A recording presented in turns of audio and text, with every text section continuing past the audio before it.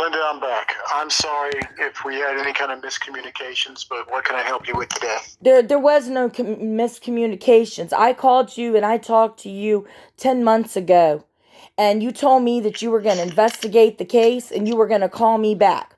Which case is this, ma'am? So, regarding on January 8th, when me and my husband went to the police department to give the evidence of Delonte Winston stealing $15,000 from my brother-in-law's store, K Foods, on Midlothian Turnpike.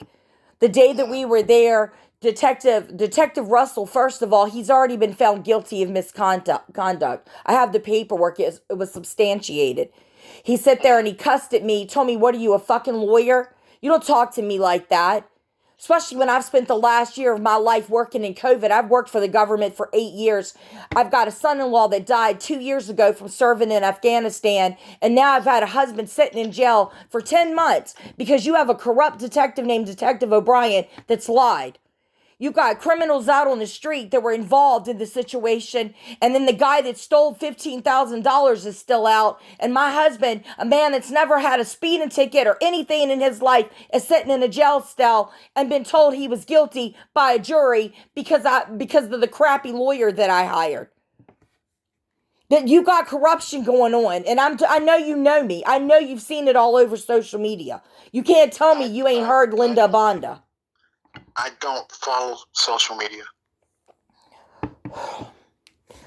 I don't know what your position is as far as what you do when it comes to the detectives. If you think I do very well. Do what?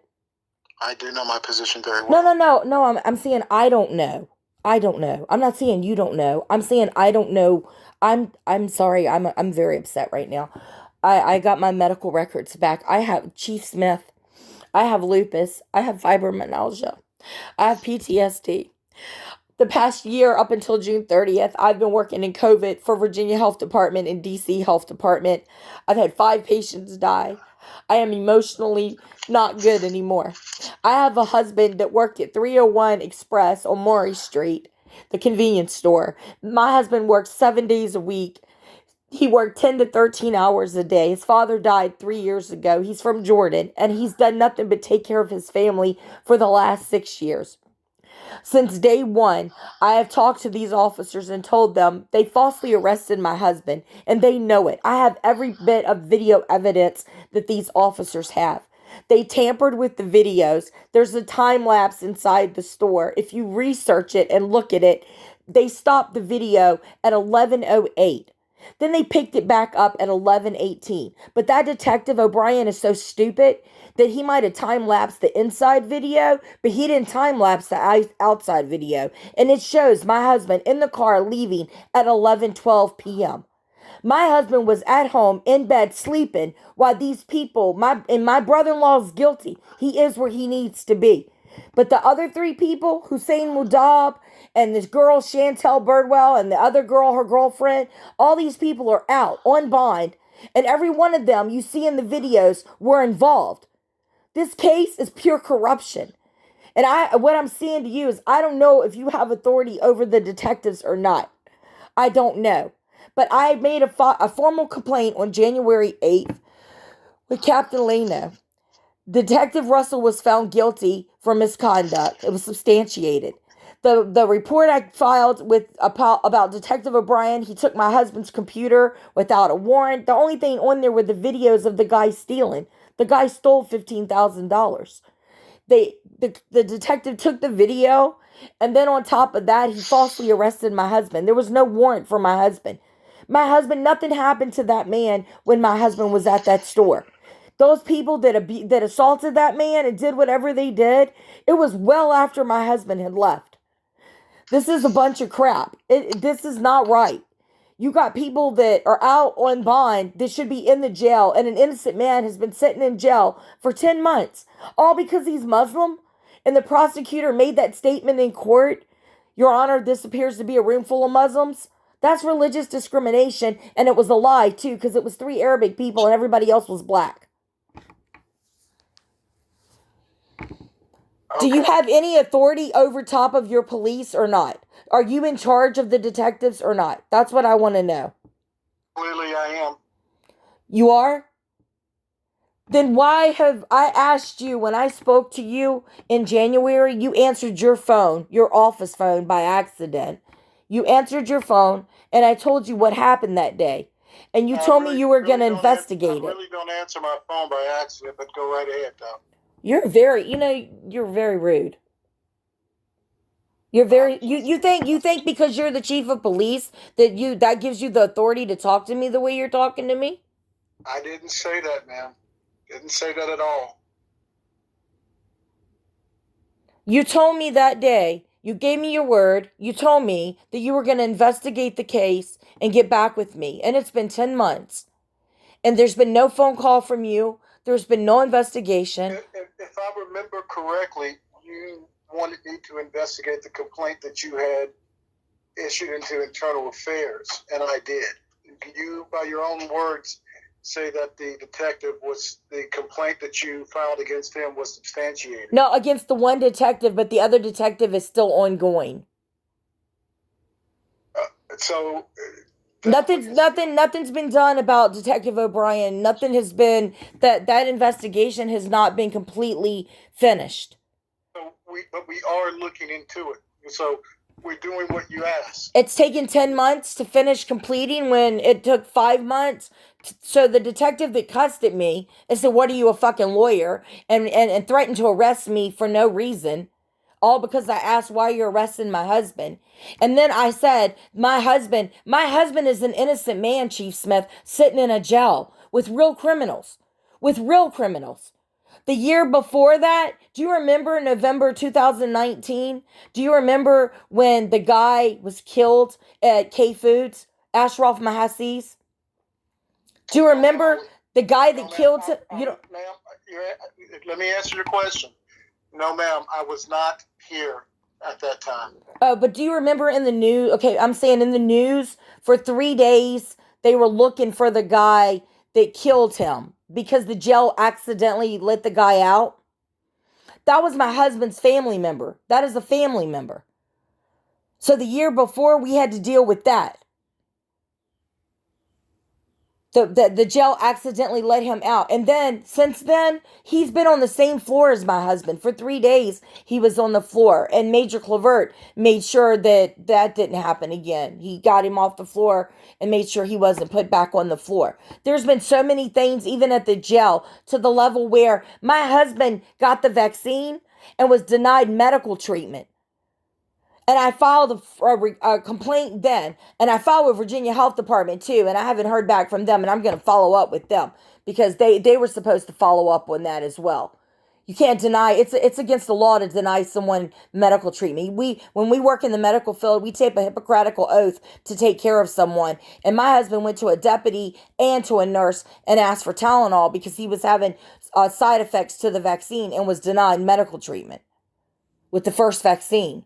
Too many things have happened to my husband. My husband is someone, Chief Smith, I'm telling you, listen, 8 years I worked for Virginia. I worked as an epidemiologist on VERT before you even came as chief, a long time ago. From 2004 to 2011, I worked in downtown.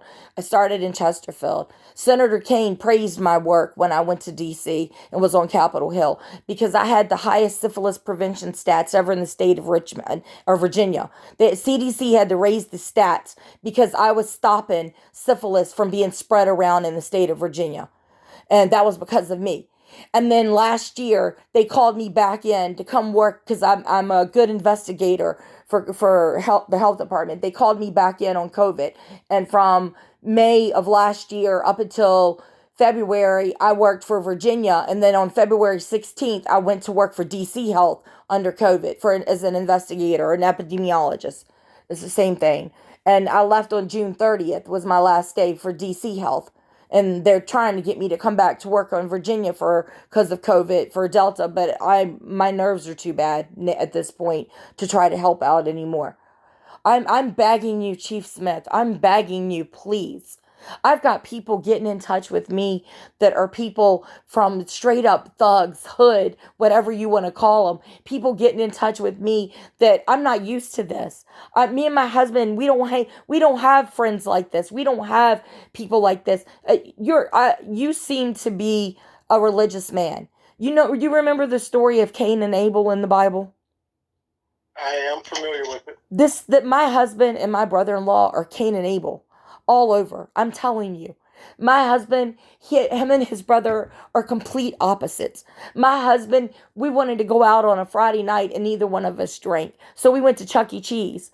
That was what we did on a Friday night. And then we saw somebody drinking beer and realized they drank there, so we left. The only thing you've ever done is you'll see us down at the river fishing. My husband has no friends but me.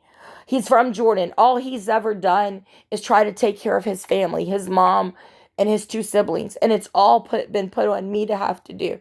My brother-in-law, he drinks, he smokes weed, he does whatever he was doing at that store. That store, K Foods, my husband had nothing to do with that store. That was all of my brother-in-law, all of it. And anything that happened to Delonte Winston, and if you look at Delonte Winston, I know he's an informative, because how did that man's charges get null processed? In November 26th, he was charged for racketeering. In December 30th, he got sex trafficking in Henrico both times. And then in January, his charges are all null processed because of this situation. And he admitted it in court on September 21st. He admitted it, that the prosecutor told him that if he made a deal with them, if he would testify against my husband, he won't be charged for the $15,000 he stole from my brother-in-law's store. That in itself should be something right there. That, like, how do you let somebody commit a crime and not charge them? He told him he could keep the $15,000, and then he got the charges null processed in Henrico on the sex trafficking and then the racketeering when he went to court this year, all to testify against my husband and my brother-in-law. And everything in court, when you go back and look at the transcripts, you see the lies. You see the lies between the guy and the girl, the prostitute girl that was with him. You see the lies. And the detective, when a detective keeps saying, I don't recall, I know that detective knows. I know they screwed up when they arrested my husband. They were arresting everybody that was at that store that night.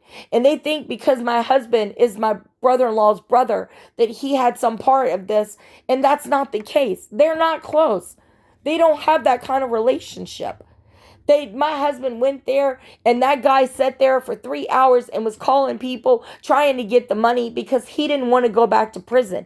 This Delonte Winston, if you look his record in 2015 and 16 in Richmond and Henrico jurisdictions, this guy has an indefinite probation in one jurisdiction, which is Richmond, I think, and then 10 years in the other. He's on an indefinite probation.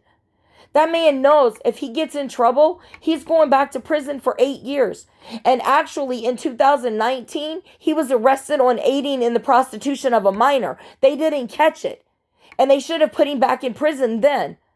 And this guy keeps continuously breaking the law and getting away with it. You can't tell me that right there looks like this detective's got something to do with all this.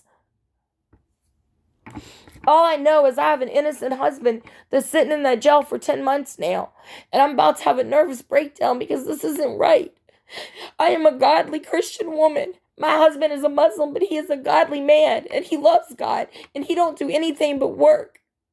I'm sitting over here praying that this detective and this prosecutor's family gets COVID. And then they watch their family die. I'm not supposed to pray like that. My prayers are not for my enemies. We're supposed to bless them, not pray bad things. And it's because nobody in your department cares. Nobody cares that an innocent man is sitting in that jail for 10 months now. And I asked you in January to please investigate this. Please. Watch the videos. I've watched every minute of those store videos. I've talked to people that are actually involved. 3 people that were involved to the very end with my brother-in-law. They walk out that store at 1:48 in the morning with my brother-in-law. And those 3 people are out on the street. But yet my husband that left that store at 11:12 and went home and went to bed, he's in jail, innocent. It's not fair. This is not justice.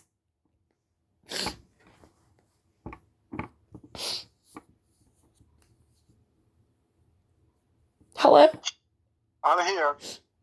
I just don't want you to say that I'm being rude again, but What I'm going to suggest to you, Linda, because you have said a lot in the 15 minutes we've been on the phone, is that you need to write out your complaint in detail, because you hit a lot of facts on a very high level of saying that what is corrupt or what is not right or what your complaint is.